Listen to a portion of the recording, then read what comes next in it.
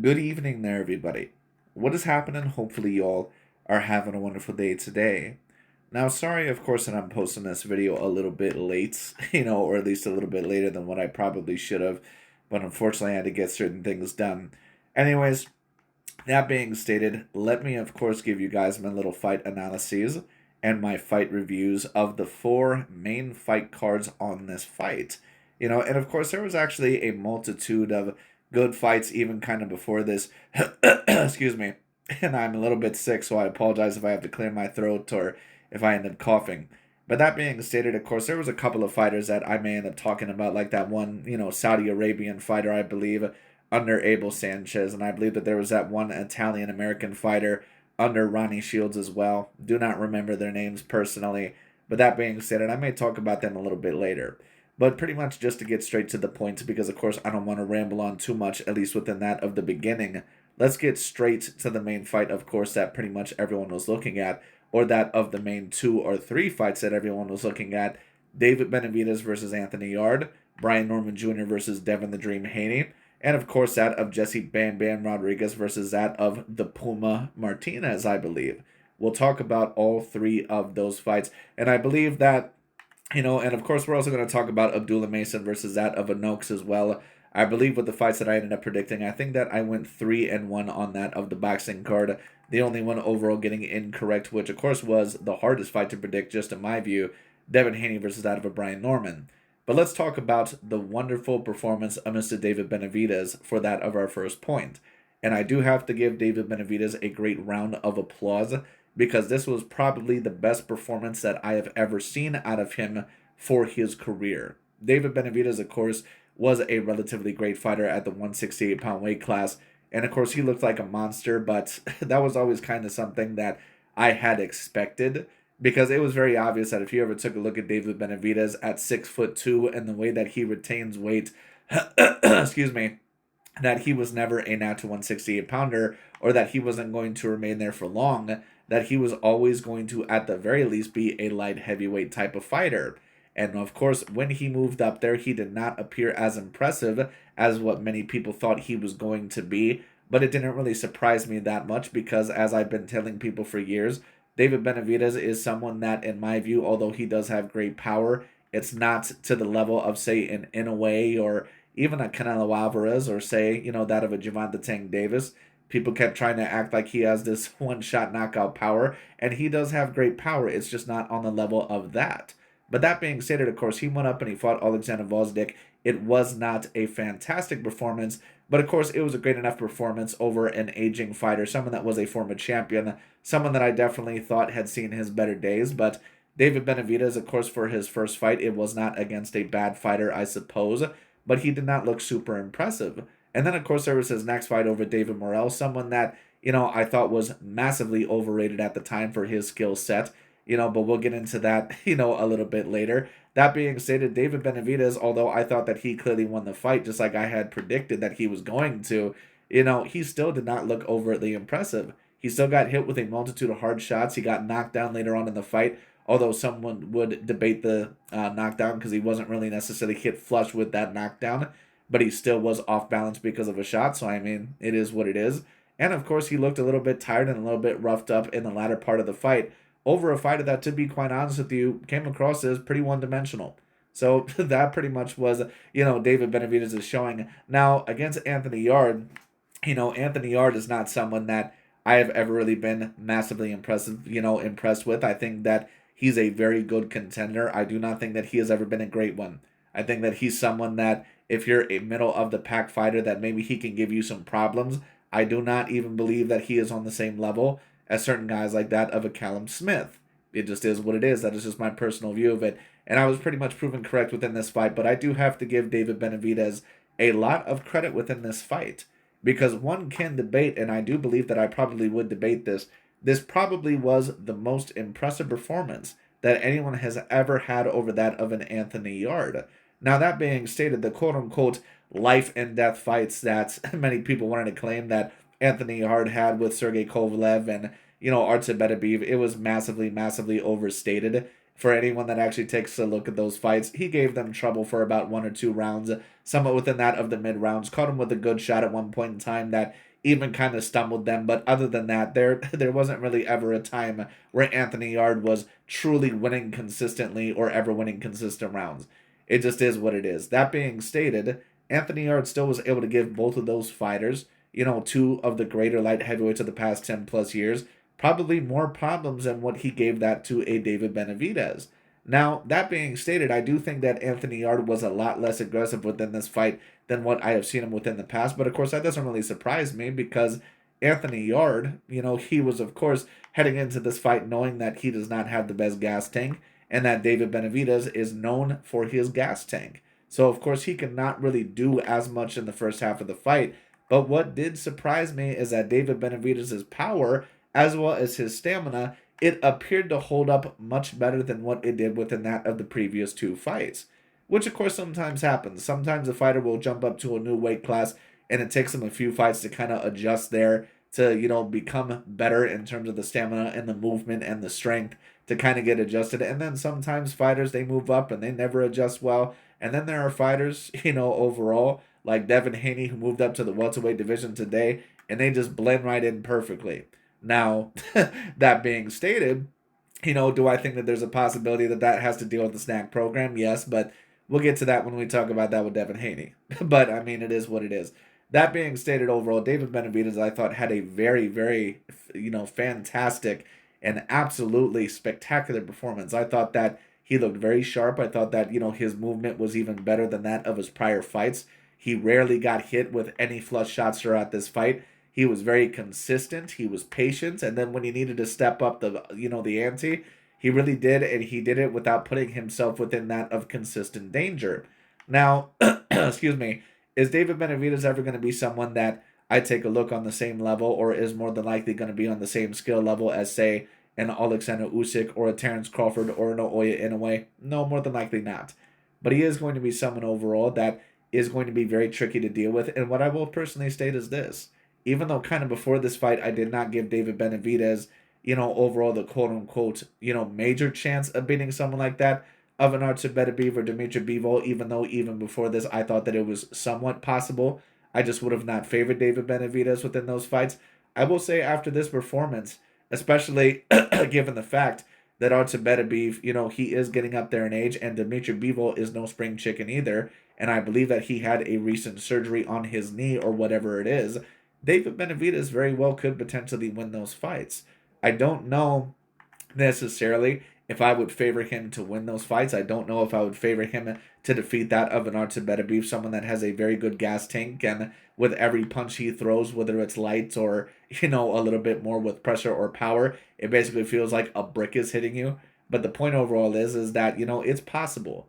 If David Benavidez was able to get in the ring with that of an Artur Beterbiev, and if his power and stamina looked as good as what it did tonight, and if he was able to use his feet and his maneuverability to somewhat outmaneuver that of a Beterbiev, hit him and then get outside of the range and basically tire out Beterbiev and maybe slow him down and kind of drag him in deep waters, it's possible that he might be able to do it. Now, excuse me, I don't know if David Benavidez has quite the feet in order to move out of the range as much as what he wants to with Beterbiev, and he does rely a lot on that high guard, which can be a positive or a negative, depending on the fighter that you're fighting. But Beterbiev is someone that does not throw as much volume as that of a David Benavidez, and he's someone that is aging. So is it possible that David Benavidez could defeat a Beterbiev? It definitely is possible. Right now, if you were to have a fight before, I probably would have favored Artur Beterbiev at the very least 70-30. Right now, to be quite honest with you, I'm not really quite sure who would win that fight. Just off the top of my head, from what I've seen, I probably would favor Artur Beterbiev just to a slight degree. But if David Benavidez were to win that fight, I would not be surprised.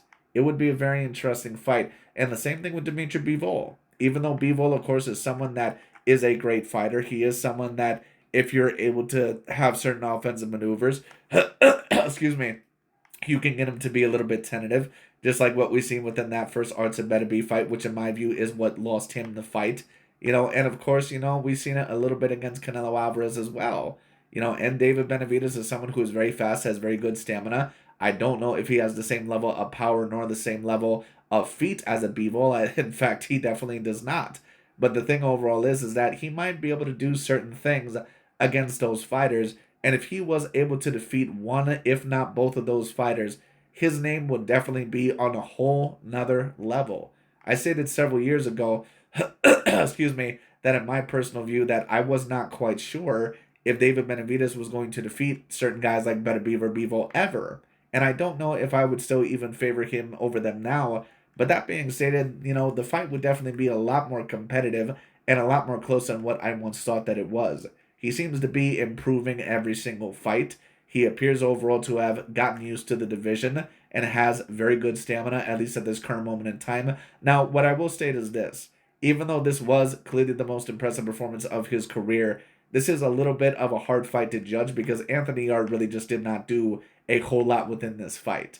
He did a whole lot of jabs to the midsection and kind of tried to get around the guard here and there, but he really barely threw anything throughout this whole entire fight. And let me also state this.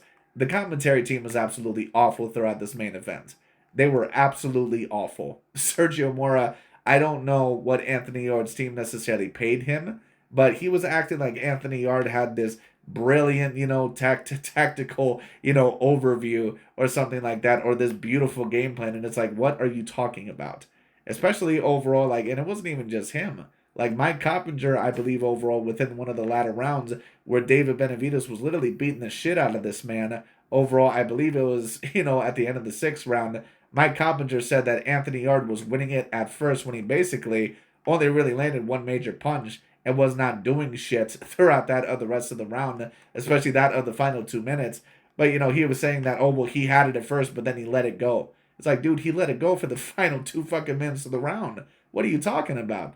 And let me also state this. This was a fight because Fabio Worthy versus Joseph Parker, that was a fight, in my personal view, although not the worst stoppage that I've ever seen, in my personal view, it was a little bit of a controversial stoppage. This was a fight that could have been stopped a little bit earlier. David Benavidez versus Anthony Yarde was a fight to where Anthony Yarde was getting the shit kicked out of him, literally just to the point to where it could have been stopped a while ago. And that point deduction that David Benavidez, I believe, got within the seventh round for allegedly hitting him while he was down, in my view, was bullshit because A, the referee did not jump in there, and B, it was hard to tell whether Anthony Yarde was completely down or not, at least just in my personal view.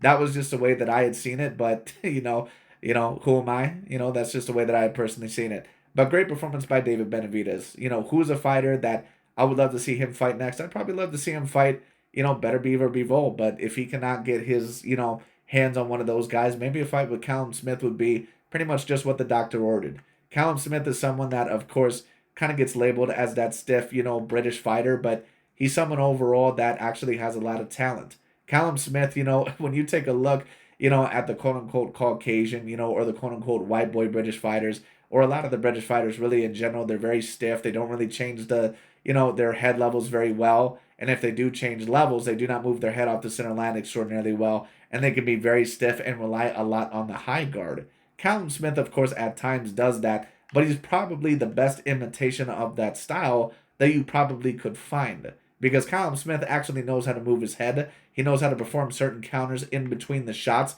and around certain guards and around certain shots.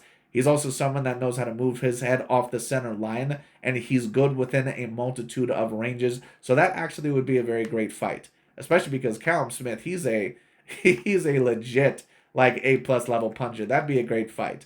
I think that David Benavidez more than likely would, probably stop him in a latter part of the fight, or at least win by unanimous decision. But Callum Smith is someone that is at the very least a legit A- level contender, no matter what division he's at. So that would be a fight that I would love to see if the Beterbiev and Bivol fight does not happen. And I believe that David Benavidez now has 2 belts, which I actually had no idea about. I had no idea that this was for another belt. But apparently it would seem that Bivol had given up another title for whatever reason, apparently because of his injury. But we'll see what ends up happening with both of those fighters. But I give David Benavidez a great round of applause. Now, of course, certain people, I believe that they asked me, and they said, well, if David Benavidez does not get the Beterbiev or the Bivol shot next, what do you think he does? Do you think he takes an opportunity against someone else or tries to fight Canelo? Do you think he waits for the shots? I think that David Benavidez more than likely is just going to probably wait for the shot, and if he does not get Bivol or Beterbiev next, I think that he's probably just going to fight that of a Callum Smith or some other guys like that. I mean, why not? Callum Smith is still at a great point in his career. He's someone that's only ever been beaten by two fighters, and they were two of the greats of his era, with that of Artur Beterbiev and Canelo Alvarez. And beating that of a Callum Smith, especially if you could stop him, even though, of course, Canelo fought the undefeated version of Callum Smith, at the end of the day, people would still be making comparisons. So, in my view, why not take that fight next, at least if you can get it, if you do not get that of the Beterbiev or the Bivol fight next? Now, some people, of course, I believe that Todd Grisham kind of mentioned, or someone else mentioned that, maybe it was Sergio Mora, that David Benavidez for his next fight should fight a Mexican on that of Cinco de Mayo. I believe that more than likely they probably were referring to that of Canelo Alvarez or maybe that of a Zurdo Ramirez. More than likely a Canelo Alvarez, at least, from the context that I know. But that's not really a fight that I need to see. Canelo was someone that just lost to Terrence Bud Crawford, who was moving up two weight classes. I just don't see Canelo, who's really not a natural 168 pounder anyway. I don't need to see Canelo Alvarez move up to 175 or that fight be at a catchweight and David Benavidez pretty much beats the shit out of Canelo Alvarez. I'm not saying that Canelo would not have any chance, but just taking a look at him in his most recent fights, it's just very obvious that he's on his last legs. And on top of that, he does not really belong in that weight class, so that's not really a fight that I need to see.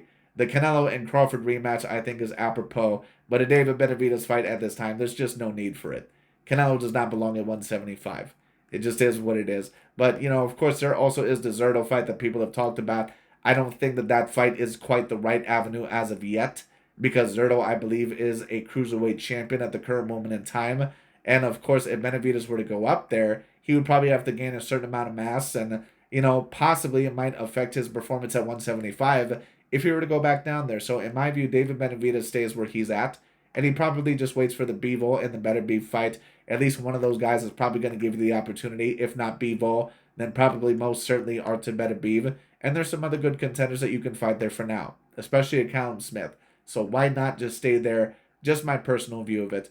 But anyways, that being stated, that pretty much is about it for the David Benavidez and Anthony Yarde portion of it. Let me talk about that of the Devin Haney and Brian Norman fight. Or maybe I'll do my separate video on that, but I'm not really quite sure about that. I'll probably do a separate video on that. But since I'm overall talking about this, let me also talk about the Jesse Bam Bam Rodriguez, versus that, excuse me, versus that overall, of the Martinez fight. Am I really surprised, overall by that performance whatsoever? No, I am not.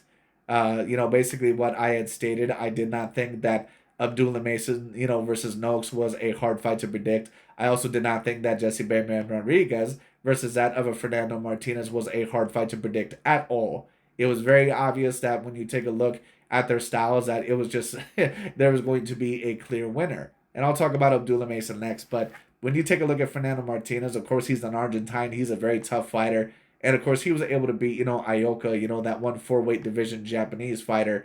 He was able to defeat him, I believe, on 2 occasions. But there are certain 4-weight division champions that are very good, and then there are 4-weight division champions that are elite or all-time great. When you talk about, guys like Crawford or Canelo or, I'm trying to think of other 4-weight division champions, Pacquiao, Marquez, Mayweather, De La Hoya, certain guys like that. Those guys are quote-unquote all-time great. Miguel Cotto, of course, some of the guys that I'm talking about, they're a little bit on different levels. But the point is that those are examples of all-time greats. Then you have guys like Ioka and Adrian Broner and certain guys like that. And it's no offense, but I never looked at Ioka as this guy that was this all-time great level fighter. And Martinez is a guy that, to be quite honest with you, he's very tough, but he is very one-dimensional.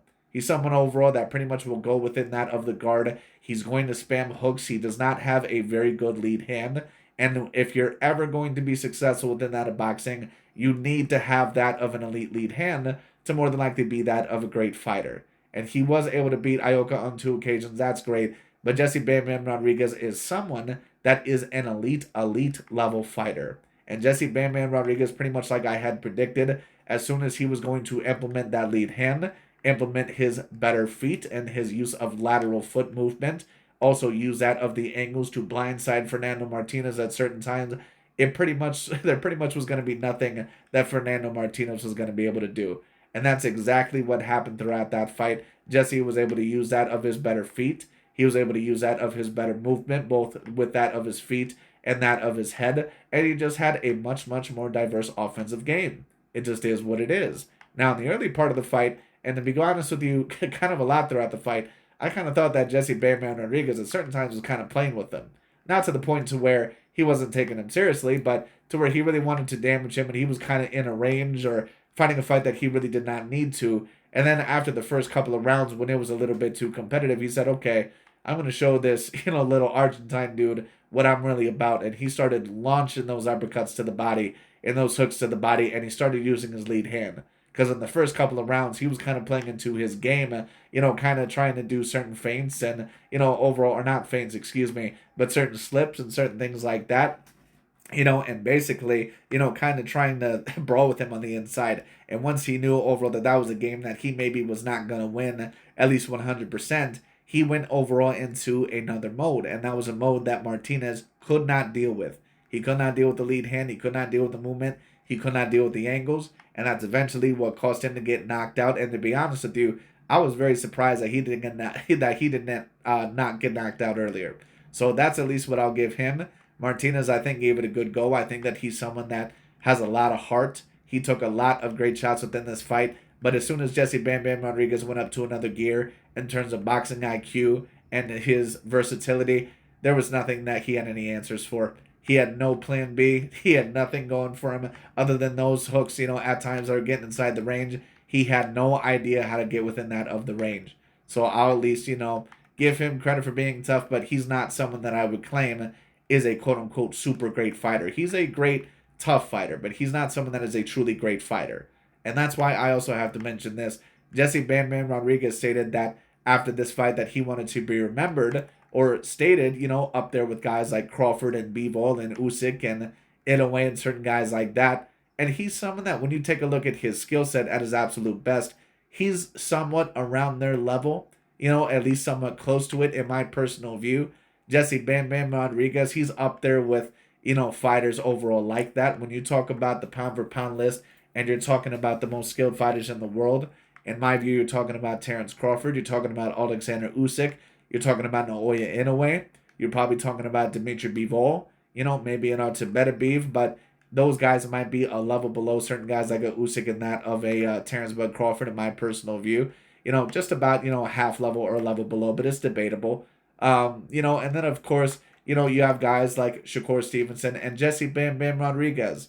Those guys, in my view, are the debatable most skilled fighters on the planet. Pretty much any other fighter that I'm thinking of, they might be very skilled, but they're probably not quite on their level, or they just have not accomplished enough as of yet to be proven as such.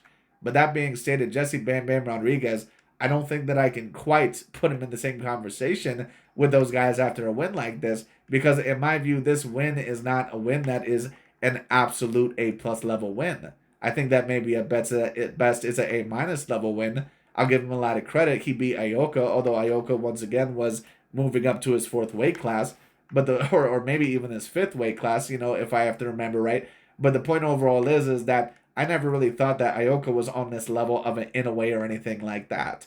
He's just not. So the point overall is that although this is a great win, I don't think that this is a win that is going to put you at a for sure advantage within that of the top 5 pound for pound. Crawford has wins over Canelo and Spence and even some other guys. Usyk has his wins over AJ and Fury and Gassiev, and some of these other guys. And, the guys in the cruiserweight division that are very good. When you talk about that of an Inoue, he has Fulton and MJ Akhmadaliev, although he's never really beaten anyone within the top 10 pound for pound in my view. But the point overall is that, at least in their prime, but the point overall is that Jesse Bam Bam Rodriguez, he does have that great win over Juan Francisco Estrada, and he does have a relatively good resume. It's not like he does not have a relatively good resume. He beat the hell out of Sarung Bisai, but that was kind of when Sarung Bisai, I think, had a little bit more age and wear and tear on him. And then, of course, you also have Juan Francisco Estrada, but he also was a little bit more on the decline in my personal view.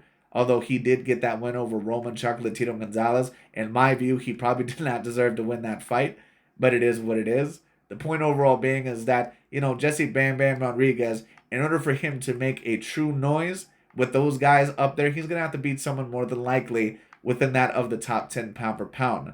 because he's only, I believe, is a two-weight division champion. And some of the guys that he's beaten are very good, like Sonny Edwards and some of these other guys. And Juan Francisco Estrada, of course, is great. Sarang Visai, of course, was a former top 10 pound per pound fighter. And of course, Juan Francisco Estrada, at the time he beat him, was probably top 20 pound per pound. But he's going to have to defeat someone that, people really take a look at and say, wow, he really has a great chance. Because Inoue against Fulton, a lot of people were not even favoring Inoue in that fight. Same with Better Beef and Bivol. Same with Crawford and Spence and Crawford and Canelo. Same with Usyk and AJ and Usyk overall and that of a Tyson Fury and also some of his fights at cruiserweight, especially against that of a Murat Gassiev. So the point overall is that in order for you to be a lock for a top 5 pound for pound fighter, you have to be more than likely in at least one fight where people are not 100% sure if you're going to win. At least those are my personal standards of it. It is what it is. But, it is debatable. Some people might say that I'm shortchanging his resume a little bit, but that's just my personal view of it. And of course, I'll probably talk about Abdullah Mason versus that of Noakes, maybe in the other video. But this is going to be my fight reviews for that of David Benavidez versus Anthony Yarde, as well as Jesse Bam Bam Rodriguez versus that of, what's his name? Fernando Martinez. But that's pretty much about it for this video. Let me move on to the next one, and thank you all so much for watching.